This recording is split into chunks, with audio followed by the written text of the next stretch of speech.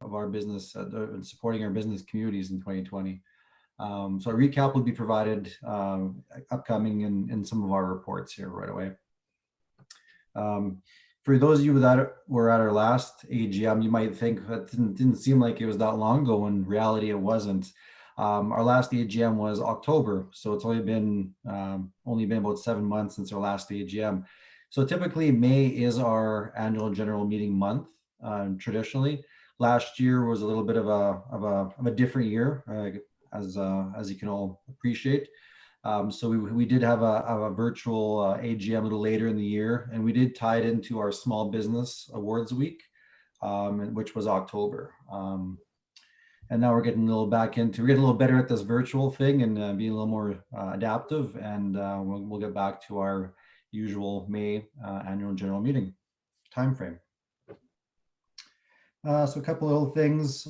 This event will be recorded, as it says on the bottom of the screen now, just so everyone knows, and we'll put it up probably in our website, or just shared, I guess, for all those the members that aren't able to attend tonight. Just to kind of kick things off, I'm going to talk a little bit about our guiding statements of the Chamber. So it's basically why we do what we do.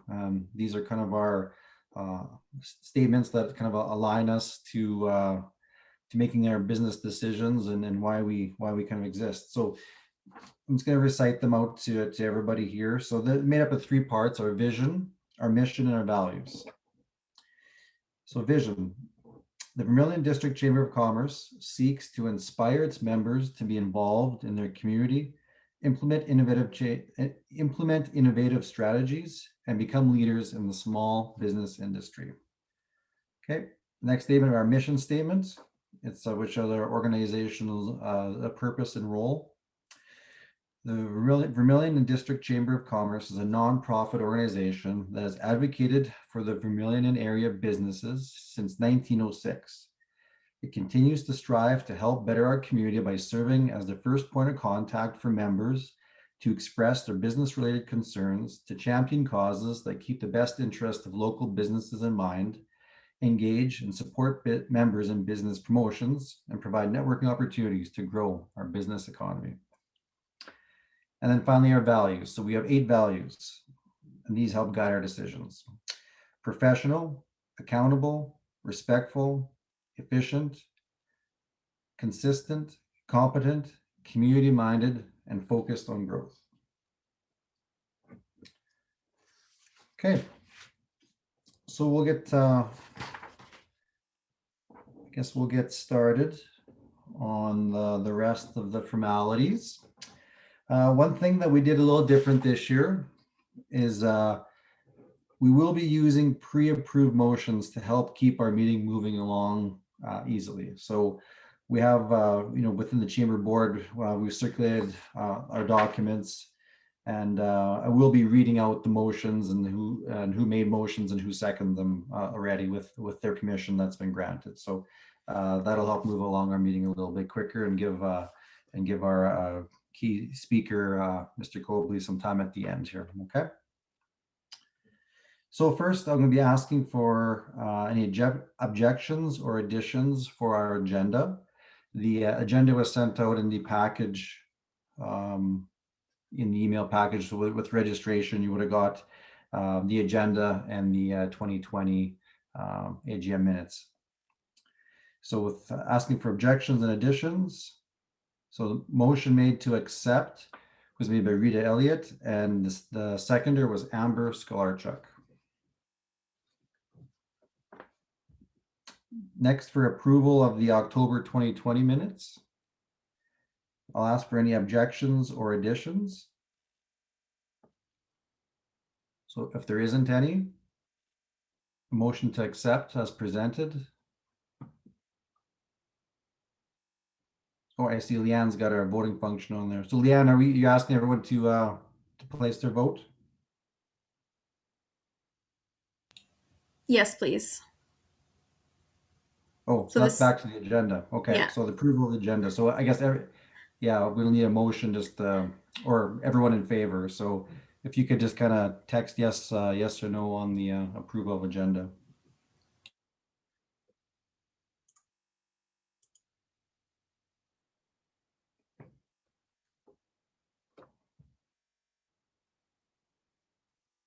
Okay, Leanne, ready to move on to the next one?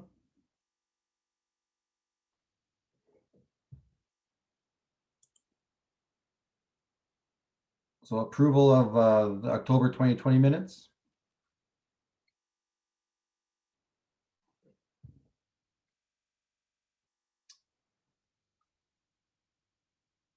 Okay, you should see a text box on everyone's screen, or a box to multiple choice. Click yes or no.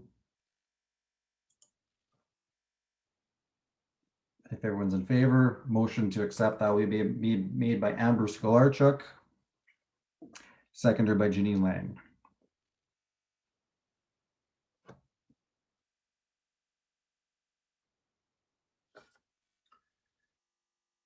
Awesome.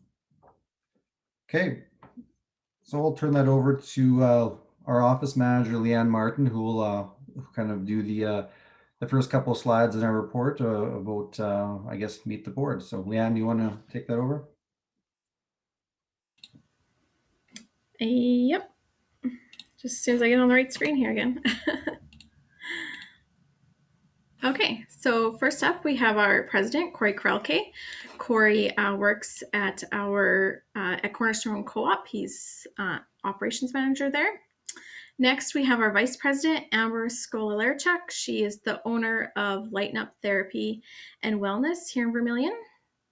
Our secretary treasurer is Janine Lang, and she's the owner of Masterpiece Therapies. One of our directors is Rita Elliott, owner of Uniquely You Styles and Vermilion Jewelers. Next, we have Paul Kim, another director. He is the CEO of the Vermilion and District Housing Foundation. And then we have Mackenzie McIntyre, and she is the manager at the Booster Juice in Vermilion. We've also had a couple of new people join us since October. We have Miranda Lychuk. She helps to represent Lychuk Oilfield Services as well as High Grade Enterprises. I hope that I got that right, Miranda, because I didn't write it down. Sorry. And then we have Kim Chimko, who represents Creech's Funeral Home and also Midwest Auto.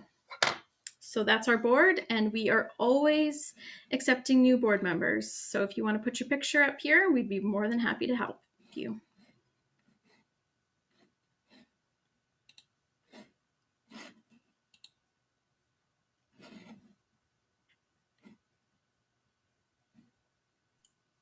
Good, thanks, Leanne. And Leanne will be monitoring the chat box, or if there's any questions, just because I can't see everyone on my screen. So Leanne, please help me out if there's anyone has a question, or you see a hand up or anything come in. Okay.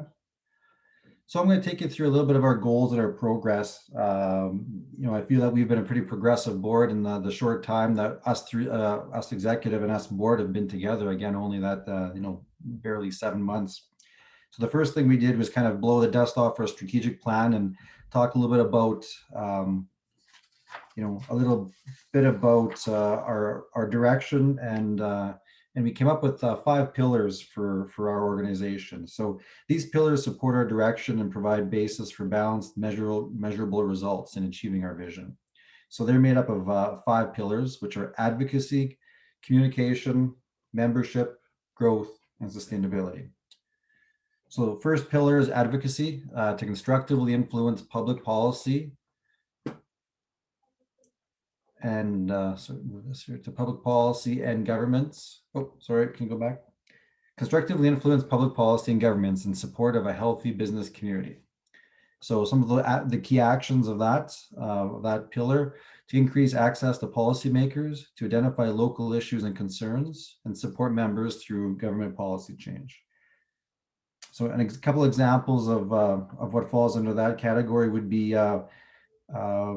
we've drafted a couple letters on behalf of local businesses to the Premier, for example, during this pandemic, specifically with business reopening and some of the restrictions and some of the lack of clarity and transparency that some of our businesses had. So they came to us to advocate in their behalf, and we are more than happy to write to the Premier and through our MLA. And I'm pleased to say that one of our letters were even published in the Edmonton Journal, us along with I think a letter from the Chamber of Whitecourt, Alberta as well. They took some of our tidbits of some of our letter and kind of got wind and quoted some of our concerns. So in doing that, it certainly brings our business concerns and issues that are brought to us from our community and allow us to advocate on their behalf. As well as providing links, advice on the pandemic incoming assistance applications. You know, Leanne has the slide on here, talks about ACC, ACE. So that's the Alberta Chamber of Commerce and the Chamber Executive. So they provided us with lots of information during this pandemic on income assistance, claiming procedures and processes, grants, bursaries, to help our businesses through these difficult times. And that's our job, is to connect business with government and policymakers and influencers. CCC, that's the Canadian Chamber of Commerce. So receiving emails regarding updates and again, communicating them. We'll talk a little bit about the Chamber Connect a little bit later, I do believe. We've had one meeting so far. I believe that was on March 31st. With the mayor, County Reeve, we had our MLA. It was a really good state of address to, again, advocate and just have access to our policymakers in our community. Good, so we'll move on to the next one, which our next pillar is communication. To provide valuable communication to Chamber initiatives, programs, and events as support and tools for members. So some of those actions are clearly communicate Chamber insurance,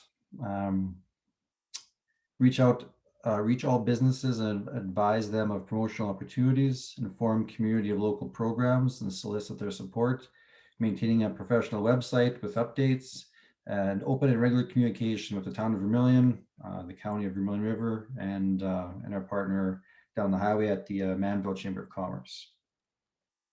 So a couple of communication tools that we've been successful at this year. One of them was our chamber plan member percentage. So, we have 37 who are on the chamber plan. So it's basically 25% of our chamber members are utilizing that opportunity, which is awesome.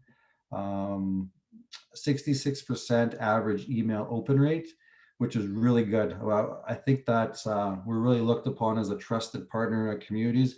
An industry average for an open email rate, for those of you that might not know, is less than 30%, just because there's so many emails out there for a 2/3 open rate. When they see something in their inbox that comes from the chamber, we have that confidence that people feel that it's of value and it's of trusted nature.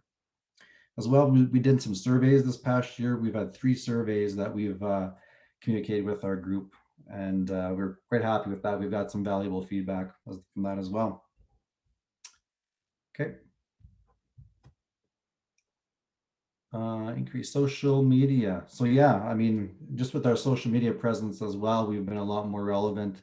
So from 2019, Facebook is kind of our go-to to appeal to the most demographics. So we've had just over 1,000 followers on Facebook by 2019. By the end of 2020, that grew to over 1,500, and we're currently at probably about 1,700 Facebook followers. We also got into Instagram last year.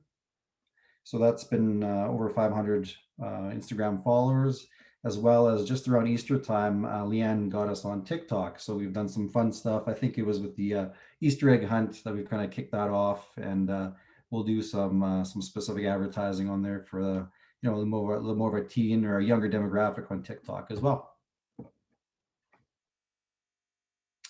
Membership. So having an informed and engaged membership and community, some of our actions.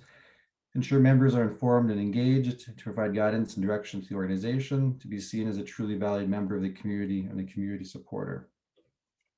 So a couple of the things we've done with membership, with the Vermilion Job Board, we've took that over the Vermilion Jobs not website, but on Facebook.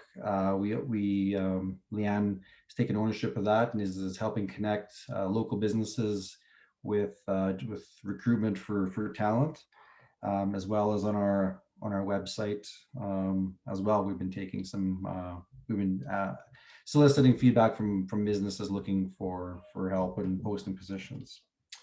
Membership numbers have been going up, which is great. We're very happy to see these results looking back from 2018 to where we are in 2021, and we're still collecting renewals this year and potentially some new chamber members. So looks like we'll be, I think we have a goal this year to end the year at around that 130 to 140 members. So I think that's we're definitely on pace to do that.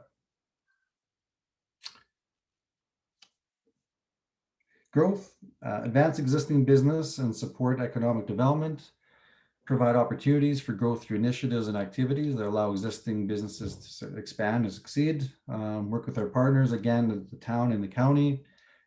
Efforts for overall growth are shared within the municipalities. Finally, sustainability. So this is to operate from a position of financial stability and organizational strength. So our goal here is always to be relevant and sustainable for the long term. Provide consistent messaging and branding to all content. Operate in a fiscally responsible manner while carrying out the mandate of the chamber to grow the chamber membership and have a diverse, dedicated, and involved board of directors.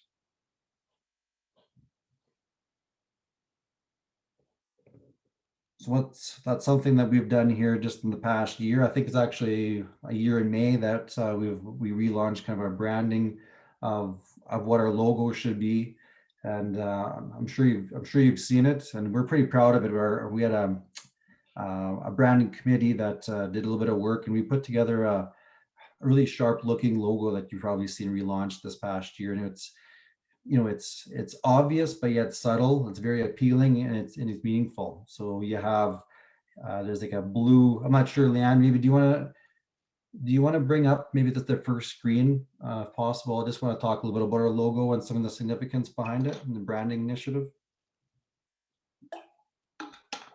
Sorry, I kind of threw a curveball at you. So here's our logo that's only been around for about a year. So you have the blue kind of wave on the side. So that represents the Vermilion River. We have the green one on the right-hand side. So it's the rolling banks of the river, rich agricultural farmland, our provincial park, which is on the edge of town.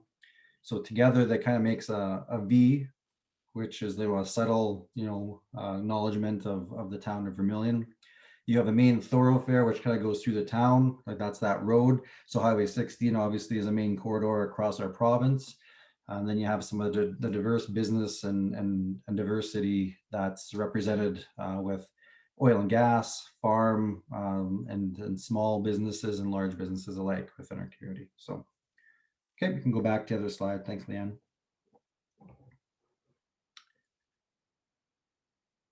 So branding, fiscally responsible, which is pretty self-explanatory. We always strive for a balanced budget. That's been very challenging this past year because without community events and businesses to support us, and there have been tight on funds, it's been a challenging year. So we've been trying to pinch pennies and watch expenses. And lastly, to be relevant and sustainable, is a diverse membership and board. Interest in membership is increasing, and we also want to invest in it with our board of directors and then provide some training and development opportunities for them as well.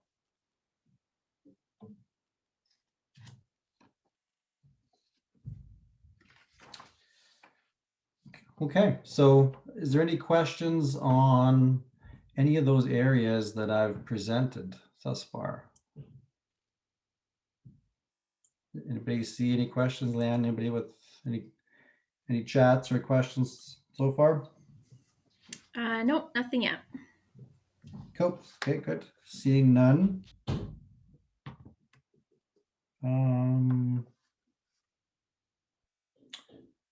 I guess I'll ask that my report be accepted as information. And Miranda Lychek has offered to second that. And there's a vote on the screen as well if you could kindly complete.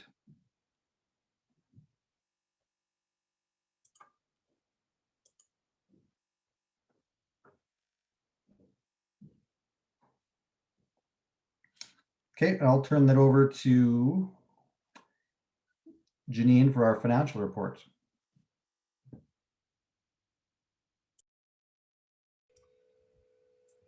Good, thanks, Corey. Can everybody hear me okay?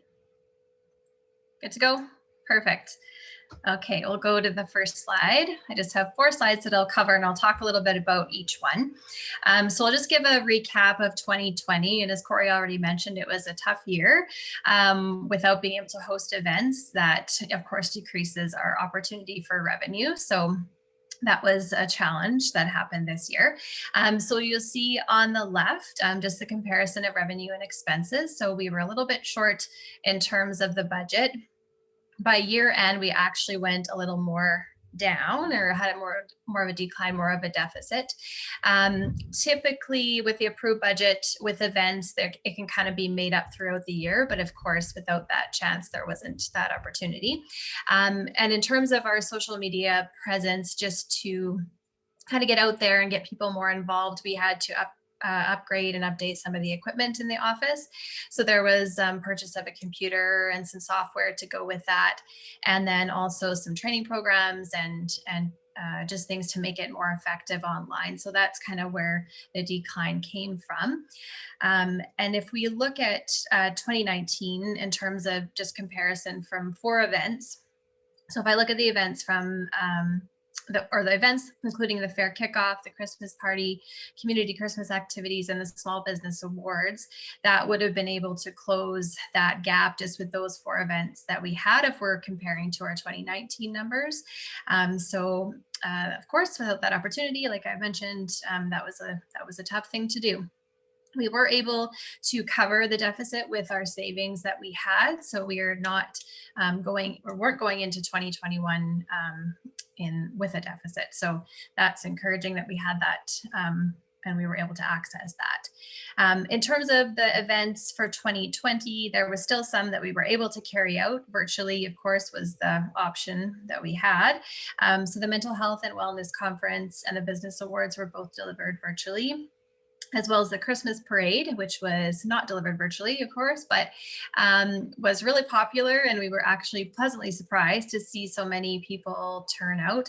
I can't quite recall the amount, but I know there were treat bags and they were all handed out, and lots of vehicles lined up. So we really like to thank the businesses again for participating in that. That was a good surprise for us.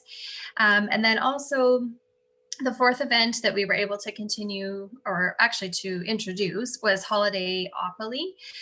So that was around Christmas time, and it follows the idea of monopoly boards. So there were 2 separate boards, one that participants could pick up and get stickers for purchases that they made in businesses in town.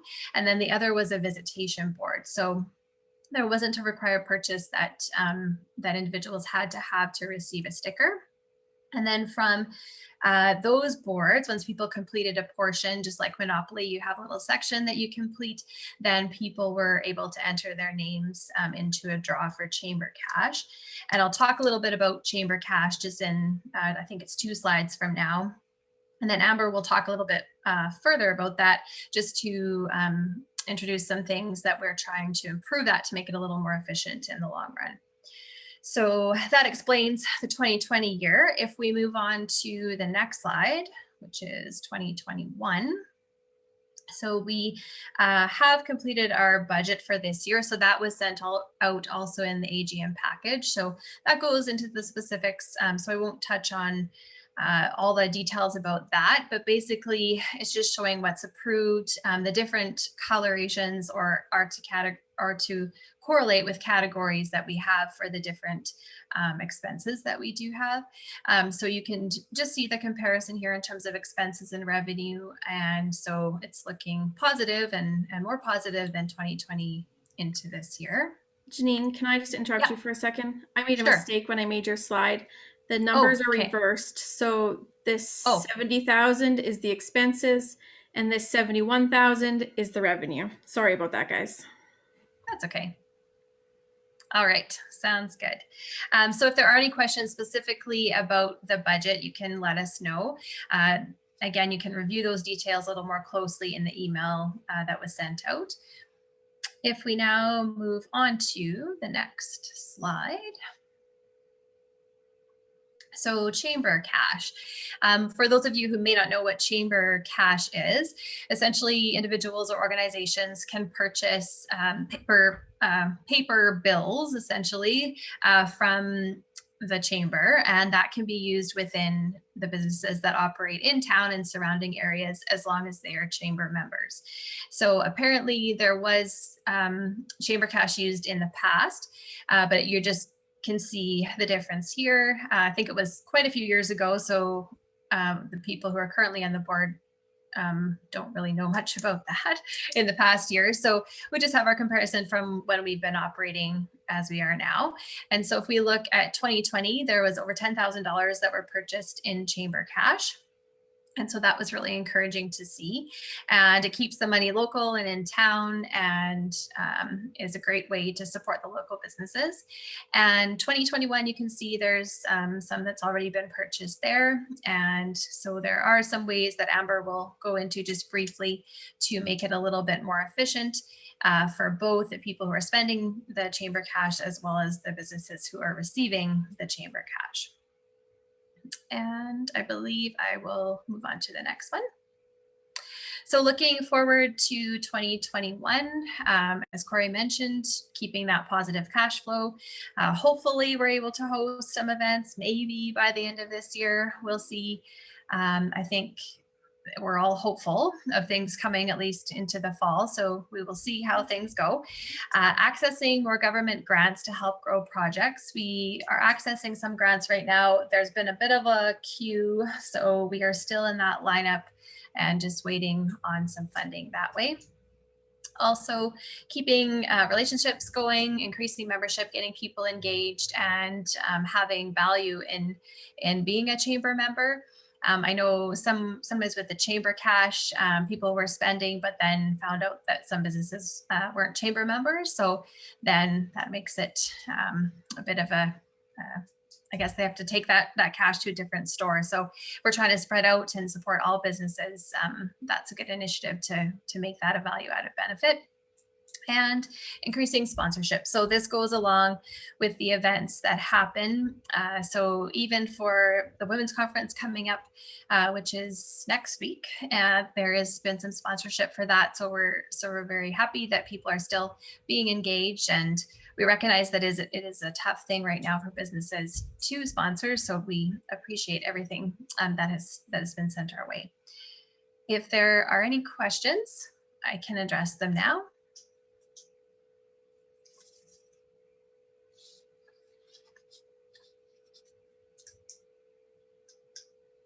And if there are none, I would like to move that my report be accepted as information.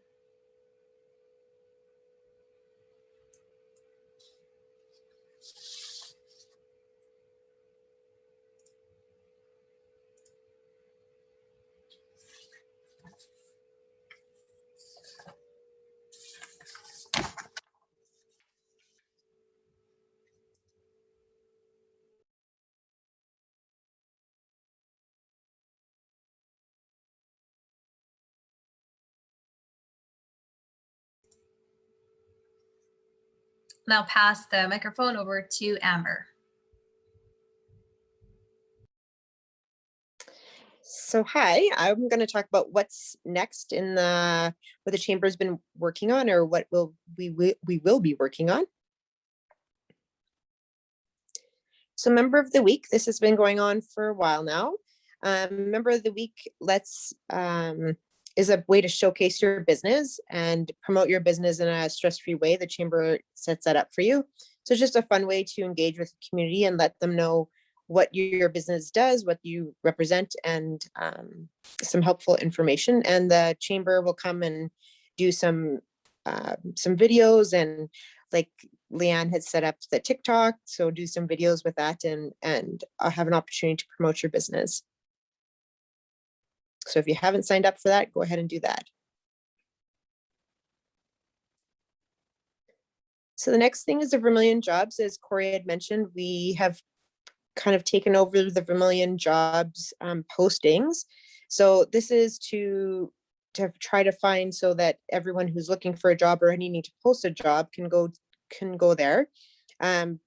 Just posting job openings there on the chamber website, social media, and other media sites that the chamber represents and looks after. They will create business profiles, which will inform job seekers about possible positions and requirements. So a good reason to be a part of the chamber. The Google profiles. So this is an opportunity for you to, if you don't know how to work the Google profiles in regards to changing the hours of your operation and those types of things, you can schedule a time with Leanne at the chamber to help you figure those out, and even have the opportunity for chamber staff to manage your profile for you.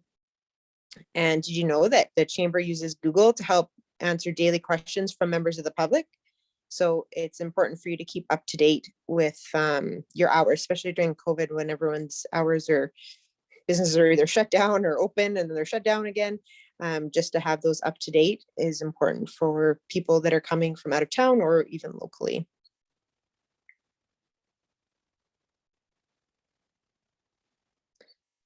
So the chamber channel is something new. It's an online marketplace designed by the Alberta Chamber of Commerce. And the Alberta Chamber of Commerce network is basically like an online presence for businesses to showcase what they have to offer for a shopping platform. So something new that they're working on is integrating people's current with their current platforms that they're using, whether it's Shopify or whatever, that they'll be able to use those on the Alberta Chamber's Commerce channel, so that they can share their products. This will help save businesses money, and eventually the program will also help chamber staff by making sure the businesses are aware of the benefits, perks, discounts, etc., that members can take advantage of. So it's a really big draw for businesses to sign up to be a chamber member if they can be a part of this chamber channel that will reach more than just their following of business customers.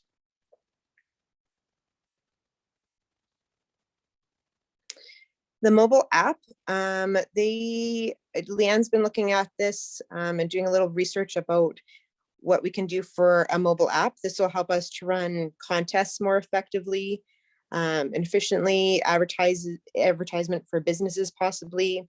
We're looking at an app that will allow members to take control of their own business listing. Having a chamber app will be efficient because then not every business has to have their own. So this will be another draw for people to be chamber members, another benefit. The community gift card program. So this is potentially going to be replacing the chamber cash. We're still looking into all the pros and cons of this. As Janine had said, the chamber cash is becoming more popular and people are using it more, which is fantastic. So thank you for anybody who's been using that. Since it's been growing steadily over the past years, which is awesome, we want to make sure that that money is being spent in our community, but it takes a lot of time and effort for the staff to create these and manage them. And this way, a gift card would give the customers a little bit more flexibility, and it would cut down on staff management time. And it's a little bit, we're still in the research development stage of it, of what that can look like and what different platforms we can use, but it'll be awesome if we can get it up and running. And is there any questions anybody has?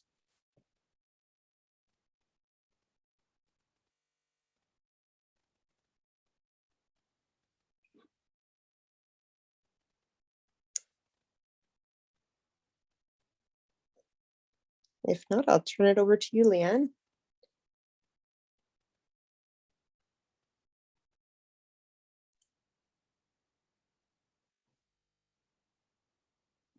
I guess we'll yeah, Amber will just present that as an information report. So if everyone's in favor.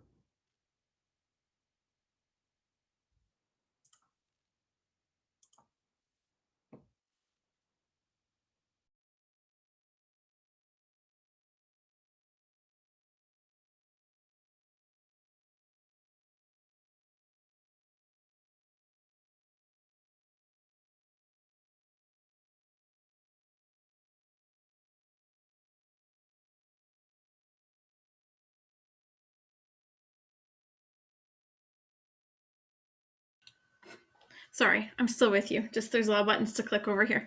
So upcoming events, as it has already been mentioned, the Women's Conference is next week. It's not too late to register. We are going virtually this year, of course, but we have put together some really awesome snack boxes that can also be purchased that will just make the event a little bit more memorable for everybody. And also the first 100 people to register will receive gift bags, which have some goodies from local businesses, such as I know there's some coupons from Vermilion Jewelers and Uniquely You and Elevation. And then I have some little snacks from Cake and Bakes by Ray and some nice homemade goat's milk soap and and then a nice cup with the Chamber logo on it. So it's sure to be a great night. Fair kickoff more than likely will be pivoted into a different event. I think just with the restrictions, what we're used to seeing for fair in the past more than likely won't be happening. I know that the Egg Society hasn't made announcements yet, but I know that they're definitely thinking about what they're going to be doing. And so I think that we will probably just support them, and then we will host something similar to like a back to school event or something like that at the end of August instead. This summer, to kind of get people moving about, not just in Vermilion, but all over the whole county, I have been designing a county-wide scavenger hunt. So we can watch for that to be launching July 1st for everybody to have some fun and to win some prizes and kind of see some neat places all around the county and shop at some kind of really cool stores that we have. There's lots of hidden gems out there that we want to make sure that people are aware of. In October, we will host our Small Business Awards once again. These will also be seeing a major revamp. We'll be adding awards. We'll also be changing the nomination process and the selection process. So you can watch for more details about all of that coming in summer. Our Christmas parade, hopefully we'll go back to the way that it was a couple of years ago when we had the parade and we had the fires on Main Street and the s'mores and the cookie decorating and all that kind of stuff. So I'm really hoping that the Christmas parade night will be a magical evening just like it was in 2019. December, we'll see the launch of Holidayopoli. We had some really great feedback from our first year. There's definitely lots of changes that have been made, but I think that it will be successful once again and get everybody out and about shopping and stuff like that.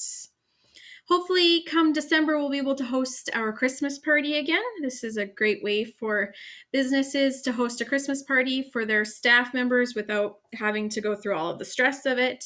We have a great local band lined up for this year, and I know that the food was amazing last time. And yeah, we also had lots of our games out. We had Monopoly and the giant Jengas, and everybody had a great time. So hopefully that will be happening again.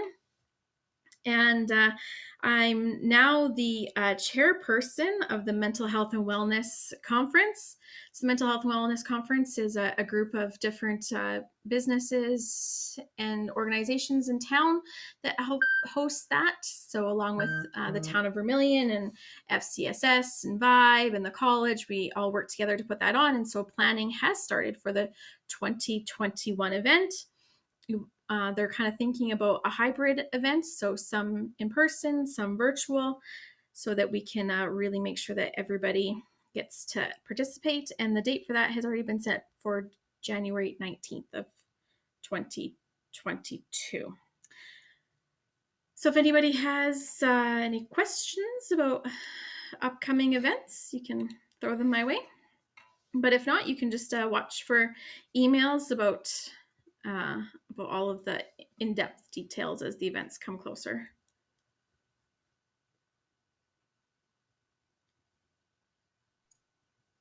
good. Thanks, Dan. Was that it?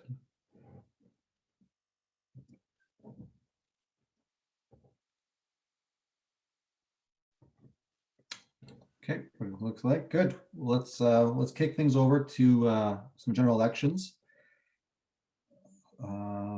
So again, earlier a motion was made to move into the elections by Kim Shimko, seconded by Miranda Lychuk.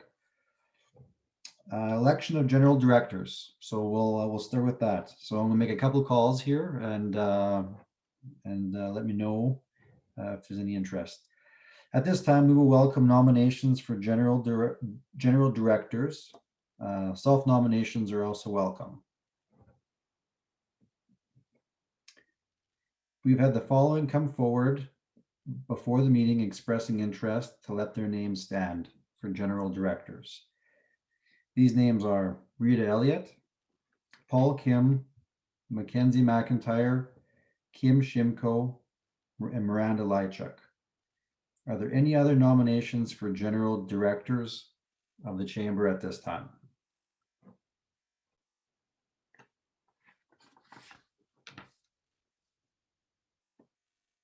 I will call once more.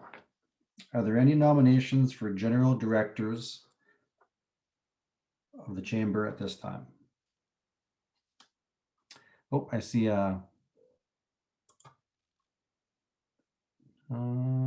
Candace, I'm willing to put my name forward as a director. I would Awesome. think that that's Candace Anderson from Reflections Funeral Home and Cremation Services.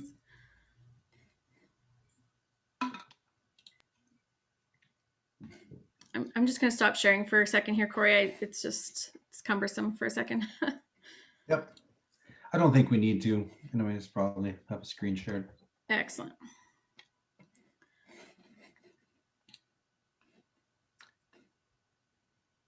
So do we need a seconder, Leanne, for Candace? No, you can just approve all of them at the end, Corey. So you just have to call one more time because that's just once. Okay. Or sorry, you've done it twice. Again, are there any nominations for general directors at this time?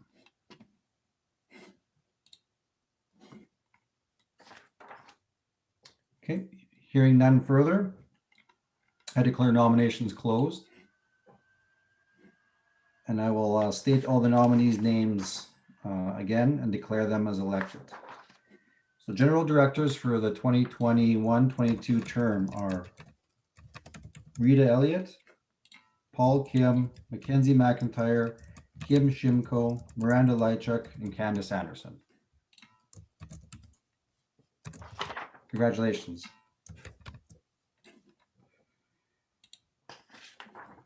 Just a second, Corey, you got to vote on that. I forgot to make a poll. Okay.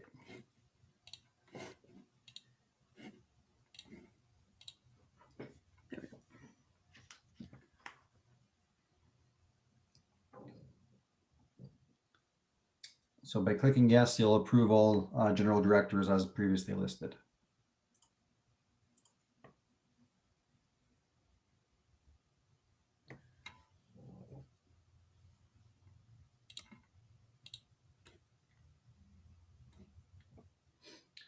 Okay, all in favor? Okay, and move on to the election of secretary treasurer. At this time, we'll welcome nominations for secretary treasurer. Self-nominations, you're also welcome.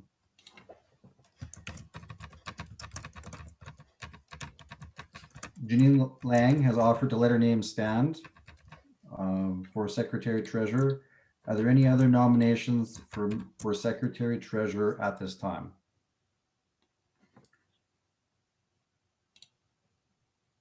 I'll call one more time.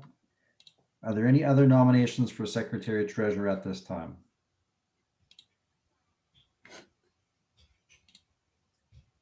Seeing none or hearing none, I declare nominations closed. Congratulations, Janine, another term. Just got to vote, make it official.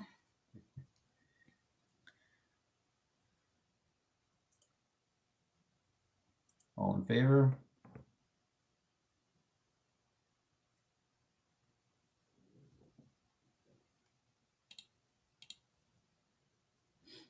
Awesome. Thank you, everybody. Okay, at this time, we'll welcome nominations for vice president. Self-nominations are welcome. Amber Skolarchuk has offered to let her name stand for vice president. Are there any other nominations for vice president at this time?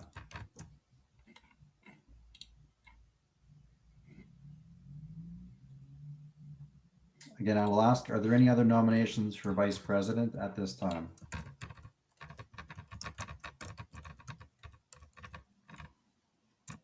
Hearing none, I declare nominations closed. If I get everyone to vote in favor.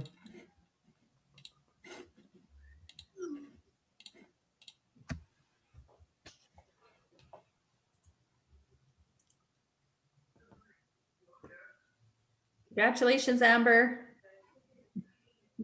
Oh, a smile. That's good. Congratulations, Amber. Okay, now I'm going to turn this over to Paul for the election of president. So Paul Kim is on our AGM committee. So Paul, take it away. Okay. Thank you, Corey, and congratulations to everyone. So at this time, we will welcome nomination for president. Self-nomination are also welcome. Please remember that in order to be elected, the nominee must have served for at least 1 year prior on the board.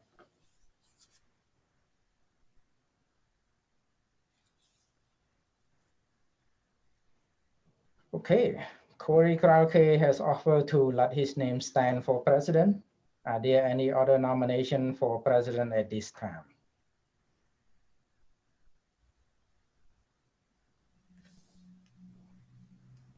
I will call one more time. Is there any other nomination for president at this time?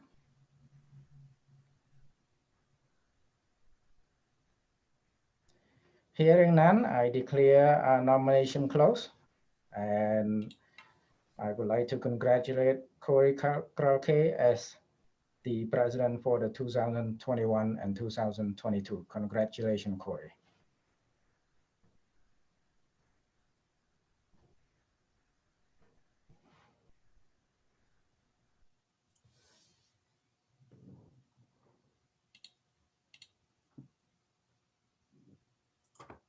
Good. Thanks, everybody, for your support for another term, and welcome to all my other executives, and welcome back, I should say. Good. Thanks for everyone's involvement, engagement, and support. So I'm going to turn this over to our guest speaker right away. So Ken Cobley will be joining us. He's the Alberta Chamber of Commerce President and CEO. So I have a little bio to read on Ken here, so bear with me. Ken Cobley has been the president and CEO of the Alberta Chambers of Commerce since February 2005. Over 16 years of speaking for the Chamber of Commerce Federation, which represents more than 25,000 businesses in Alberta. Ken has developed the ACC's profile as a strong, consistent voice for Alberta business. Provincial, national, and international media regularly turn to the ACC for comment on business-related issues. Ken has a background in accounting, serving as a member of the Provincial Board of Certified General Accountants Association of Alberta and as president in 1988-89. In recognition of his service, Ken was honored as one of 100 CGAs who have made a difference. He is the recipient of Queen's Golden Jubilee Citizenship Medal, recognized as one of Alberta's 50 most influential people in 2016 by Alberta Venture Magazine, and was recognized as a Canadian Chamber of Commerce Executive of the Year in 2018. Ken spent 2 decades in the Municipal Council of the town of Beaumont and was mayor of the town for 12 years. He continues to live in Beaumont with his wife Peggy, and they have 4 children and 5 grandchildren. So that is about a year old bio, Ken. So I'm not sure if anything's changed since then. But no new grandkids this no year. Grandkids? No. Okay. Well, welcome, Ken. I'd like to extend the warmest welcome virtually to a Vermilion and District Chamber AGM, and I'll turn the microphone over to you. Great. Thanks, Corey, for the invitation, and to Leanne for the invitation. Leanne's told me I have about 2 hours for my presentation. I'll try to keep it down to a minimum or a maximum of 1.5 hours.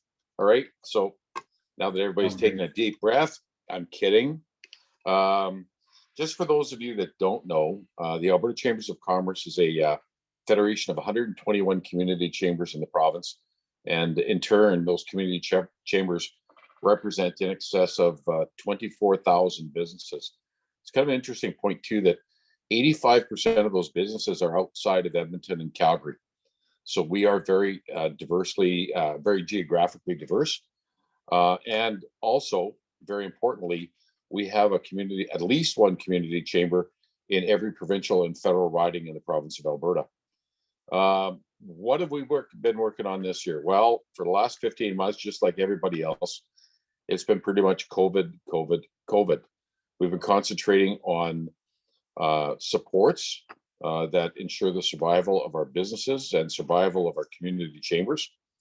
There's been periods of crisis management, as you can imagine, support for our chambers and our members, and advocacy. There's been a whole lot of advocacy going on this year, just because of how things were so rapidly unfolding.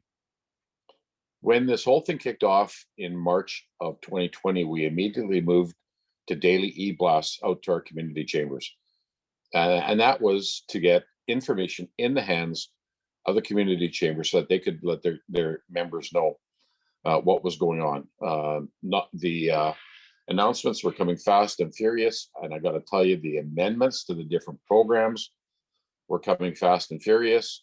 I mean, with things like wage subsidy, I don't know how many different permutations we went on that one. So that was one of them.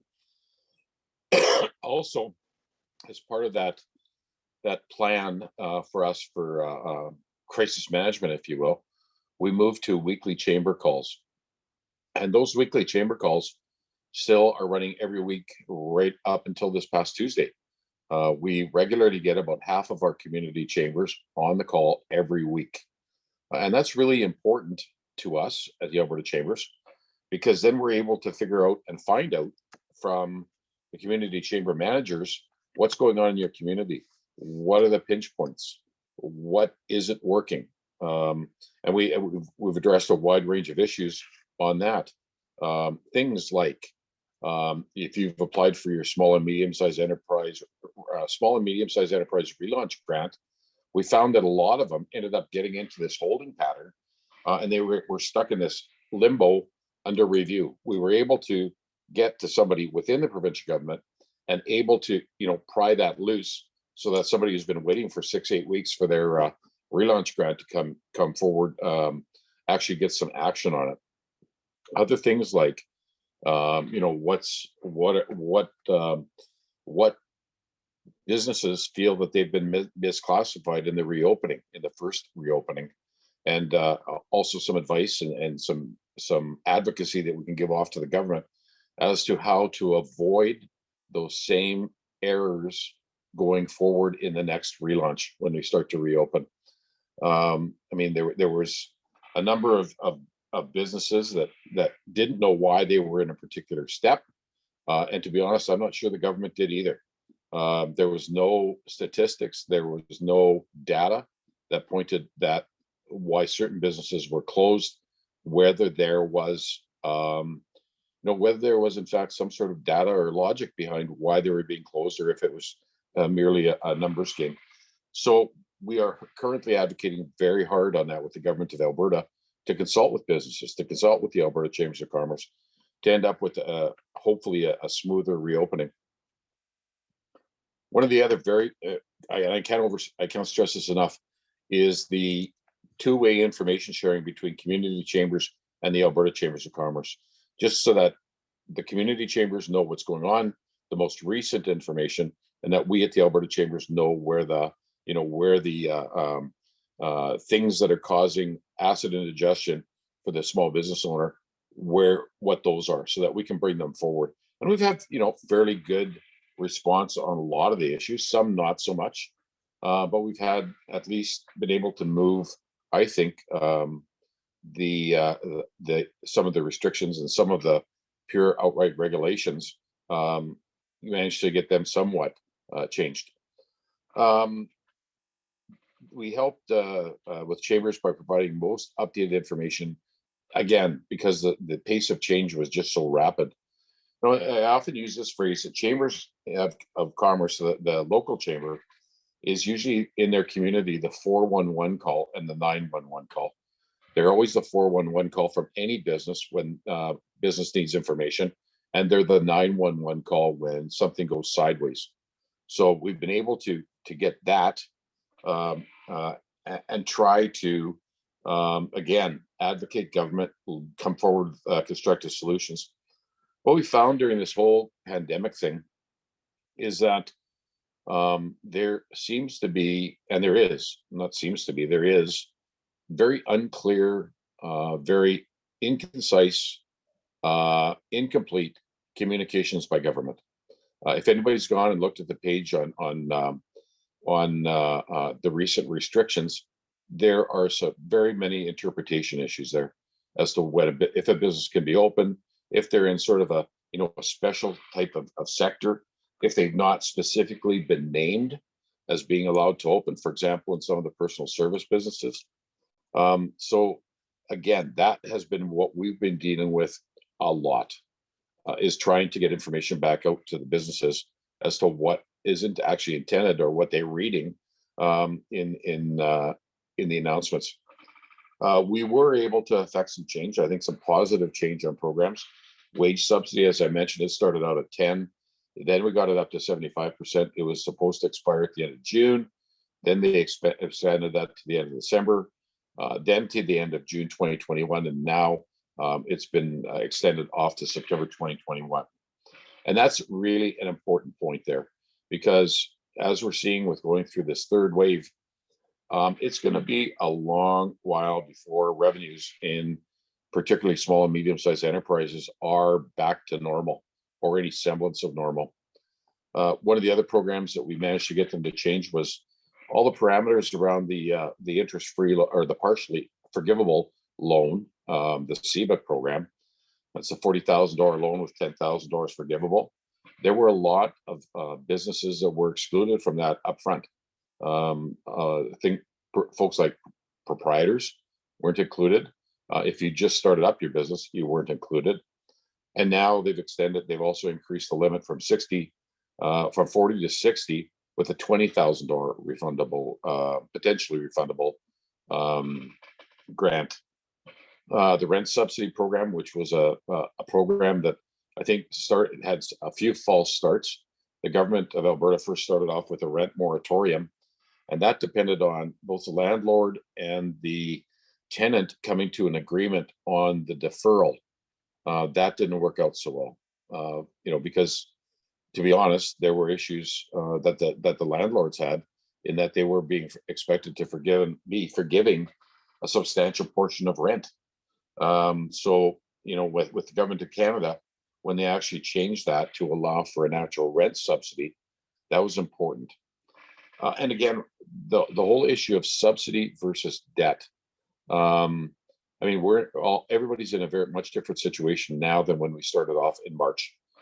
Back in March of 2020, small businesses could probably count on having some money in the bank, some loans, but now with all the deferrals, additional loans, and particularly the deferrals, the cash is pretty much gone for a lot of businesses, and they've got more debt.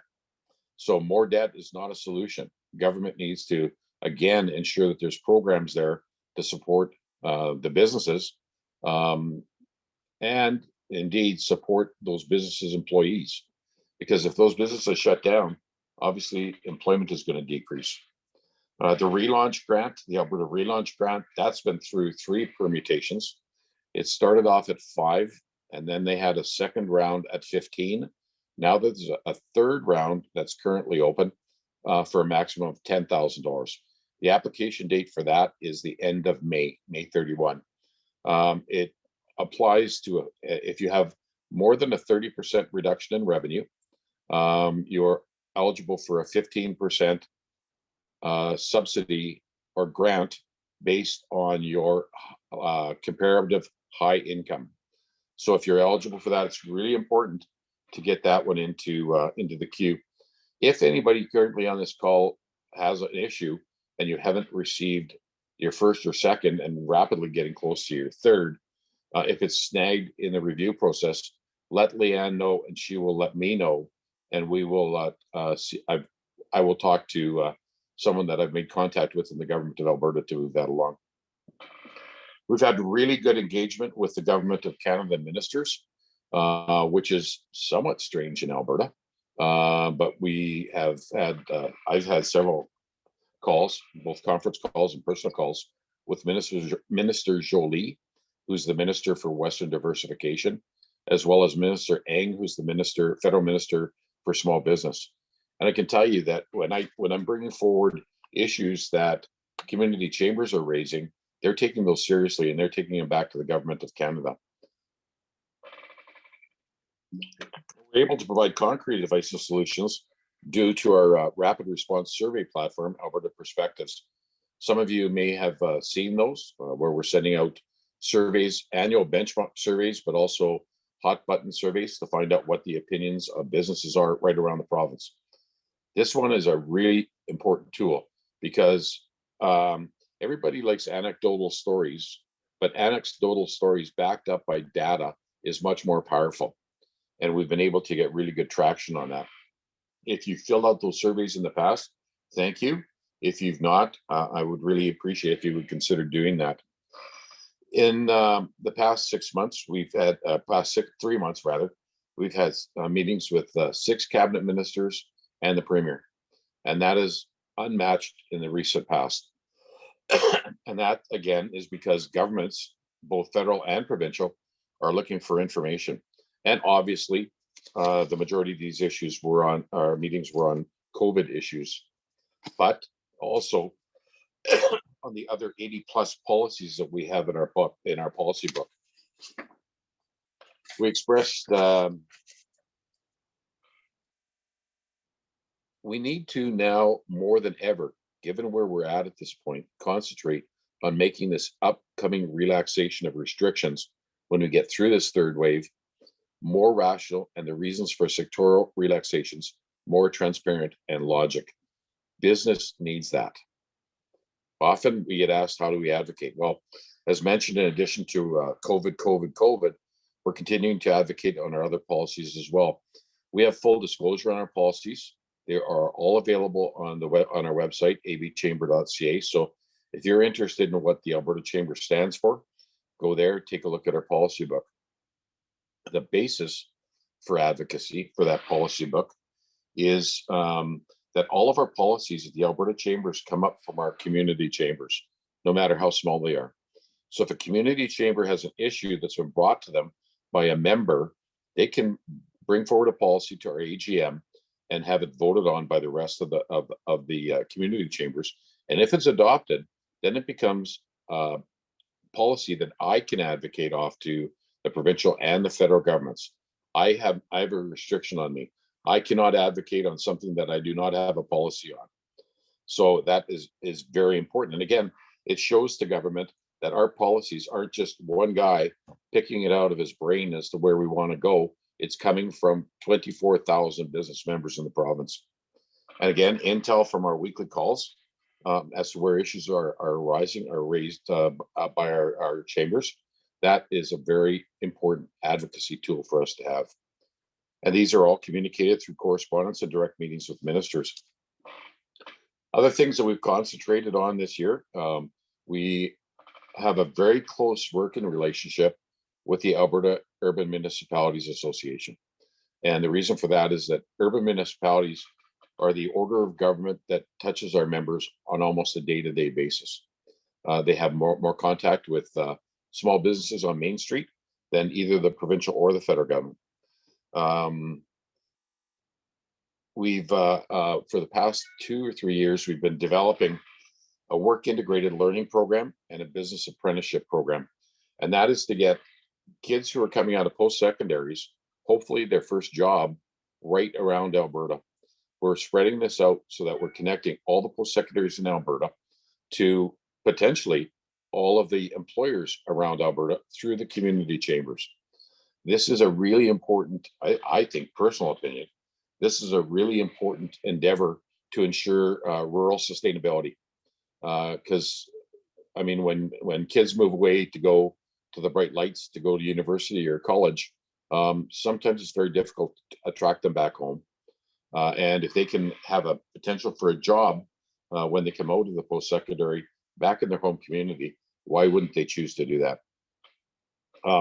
As mentioned in the presentation earlier, the Alberta Chambers is rolling out a Shop Local program, and that platform will be with, and we're in the midst of implementing it on 5 beta chambers at this point in time. That is a Shop Local listing and shopping platform at the local community chamber, but then all of those community chamber pages roll up to the Alberta Chambers. So anybody who's listed on there, obviously, if you're looking for something in Vermilion, you go to the chamber in Vermilion. However, if you're somebody that is willing to buy from anywhere in Alberta, if you go to the Alberta Chamber website and search a particular product, if that product is produced and sold by somebody in Vermilion, it will be listed on the Alberta Chamber website as well under our platform. That is rolling out part of that. And part of that Shop Local program is funded by a grant agreement that we have with the Government of Canada. The entirety of that grant program is $4.5 million. All of those $4.5 million will be distributed out to the community chambers to assist them in their Shop Local programs. And it's not just the platform. It's other things that they may do that fit within their community. Whether it's the Chamber Cash program that you guys have or the Chamber Card program, those funds can be used to supplement and enhance those programs. And within reason, they can also be used to offset some of your administrative costs. The first take in on those grant requests through the Alberta Chambers, in other words, from the community chambers to the Alberta Chambers, the first submission of proposals is, I believe, next 18th, Leanne, or 19th? Anyway, next week. Yeah, next week, close enough. But we intend to get that money out very quickly to the community chambers so that they can go to work with the things that they do best, and that's to promote local business in their communities. And again, that one is right across Canada. Alberta and Saskatchewan are leading that one right now. We're the only 2 provinces that actually have our formal contribution agreement in place with the Government of Canada. One of the things that you may have been surprised about this morning was an announcement that the Premier and the Minister of Health announced about rapid tests. Well, I got to tell you, I was surprised by it too, and I head up the organization that is cooperating with the Government of Alberta. They jumped the gun a bit this morning. We had told them we want the agreements, we want the application form that the business is going to have to fill out.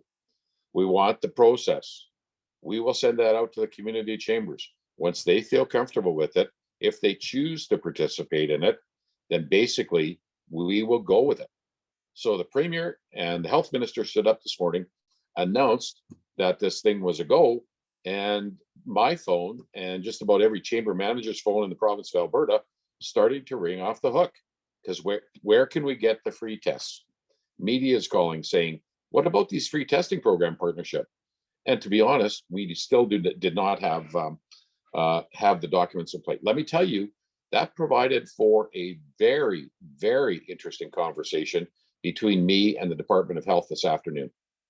And it goes to my point that the whole communications of this doesn't seem to be really well coordinated. I'm willing to cut them some slack. We are going through a pandemic, yes, but you know what? Maybe one hand in the government should talk to another hand in the government, and we're not seeing that at this point in time. To his credit, I did get a phone call from the Premier apologizing for that. However, so stay tuned for that. It's a really good program. Too bad it was somewhat tainted in a hiccup this morning, because what that'll do is there will be rapid tests that are available coming out to community chambers. If they choose to participate, that can be distributed free of charge to their businesses and their communities. It will permit those businesses to test their employees up to twice a week. And with the reporting is very limited reporting back to the government. It will be a requirement that the business has to report how many tests did you get, how many did you use, how many were positive, and how many were negative. And that gets reported back to the government. One of the other things that they've relaxed that we advocated for is that in Alberta, up till about 2 weeks ago, when they changed their policy based on our advocacy, there was a requirement. These things can be, they can be administered by anybody. They're not the standard test. They don't go all the way up to the back of your nose. They only go in the nasal cavity. So anybody that's trained on it, a layperson, can administer them. They had in a position the requirement to have a medical professional provide oversight to the program. And that was a major barrier to small business because it meant that they had to go and retain somebody to do that. So stay tuned for that one. And it is a great way for us to start, give the opportunity to businesses to test more and hopefully be able to stop the spike of this thing faster. Changes in Chamberland, obviously format of networking events. Our networking events has changed just like every other chamber in the province. We're virtual online meetings for everything. And how are chambers prepared? Well, the folks that we at the Alberta Chambers and community chambers depend on are your Alberta Chamber executives, your local manager, your local executive director. Those are the folks that we at the Alberta Chambers depend on. And to be honest, they've been rocks in this whole thing. It's an absolute rock that we can count on. They're through their own professional organization. The Alberta Chamber Executives has organized sessions for chamber managers. Remember, I told you about sustainability. I told you about crisis management. I told you about being able to pivot. The programs that they developed for their managers by themselves were on things such as crisis management, adaptation, and leadership. And now we will be presenting, the Alberta Chambers will be presenting a webinar to community chamber managers on coping with COVID. Because to be honest, our managers and myself are all going through a similar amount of stress that just about every other small business in the province of Alberta is going through, just simply because of how much the community chamber managers care for their businesses.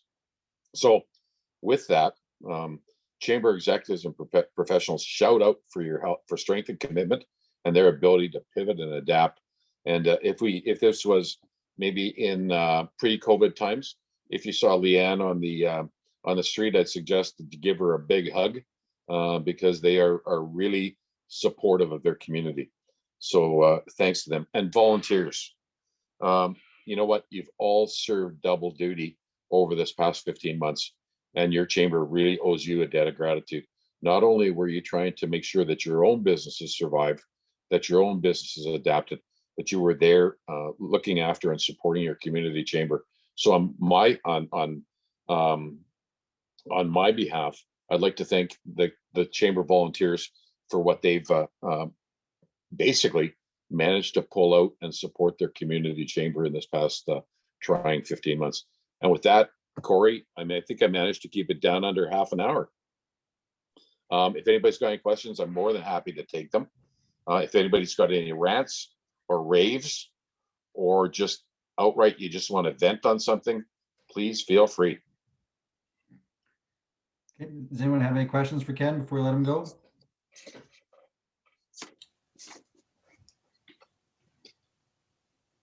I must have put everybody to sleep. So far, nothing in the chat box. So, Ken, there was one comment in the chat box, just a thank you. I think it's both, maybe it's more towards Leanne, but I think Leanne may have reached out to you about, I think it was from Danielle, wondering about a claim process, and we got that resolved by escalating it. So yeah, that was that's a great comment to hear. That's the value of a chamber and our advocacy group. Yeah, well, feel free to reach out, because if you go through the normal communications system, if you're having an issue, sometimes you don't necessarily get a rapid response. Okay, but I do have folks in various departments that I can call or that I can email and say, hey, what about this one particular case? So I'm happy to help. Awesome. Thanks, Ken. And then thank you again for all your support. None of us signed up for our roles in this crazy time, but you know what? We're seeing it through, and we're resilient and stronger than ever. And again, thanks for your strong voice and your leadership at the Alberta Chamber to help Leanne and office managers everywhere and all the chambers they represent. We're very much in your gratitude. So thank you. Oh, you're welcome. It's a pleasure. Good. So before I let everyone go and adjourn, I just have one favor to ask from everybody. Leanne would like to take a picture of our screen. This is the closest that we're going to get to, some FaceTime for an event. So I'll just ask if everyone can turn your cameras on just for a quick picture. And, a couple of years from now, we'll look back and this will be the year that we did it virtually, and what a crazy year. And, we'll scrapbook about it. And, but yeah, if everyone could just turn their cameras on just briefly, Leanne will take a couple of quick pictures. So does anybody, when they see these Zoom meetings, get the flashback to the Brady Bunch or the Muppet Show? Yep. And a man named Greg.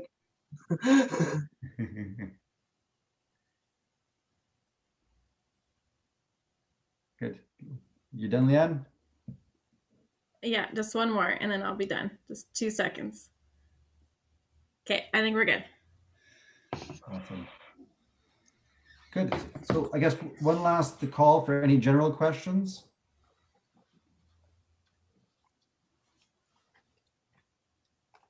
Okay, seeing none.